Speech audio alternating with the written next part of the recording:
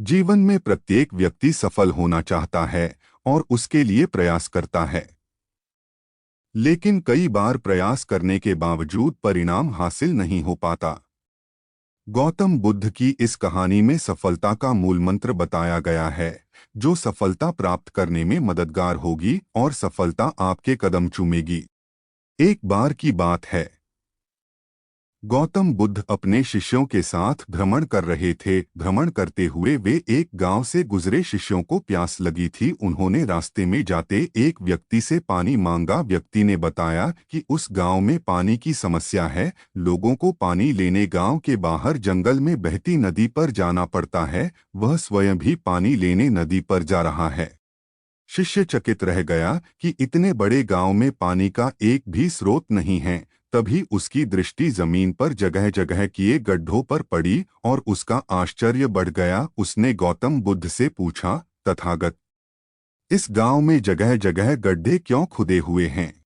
गौतम बुद्ध ने उत्तर दिया, शिष्य, इन गड्ढों को गांव वालों द्वारा पानी का स्रोत खोजने के लिए खोदा गया है।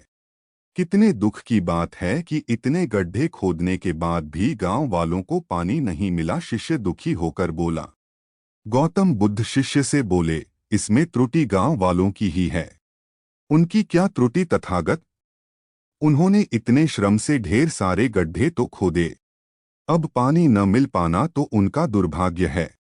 गौतम बुद्ध बोले, शिष्य, इन गड्ढों को ध्यान से देखो। ये गड्ढे पूरी गहराई तक खोदे ही नहीं गए हैं। गांव वालों ने कुछ दूर तक खुदाई की, किंतु पानी न निकलता देखकर अपना धैर्य खो दिया और इस गड्ढे को छोड़कर दूसरा गड्ढा खोदने लगे। इसी तरह धैर्य खोकर उन्होंने कई गड्ढे खोद डाले। यदि उन्होंने धैर्य रखकर एक ही गड्ढे पर पूरा ध्यान केंद्रित कर खुदाई की होती तो अवश्य पानी निकल आता। एक दिशा में किए गए पूर्ण केंद्रित प्रयास से अनेक छोटे छोटे प्रयासों की तुलना में सफलता प्राप्ति की संभावना कहीं अधिक होती है।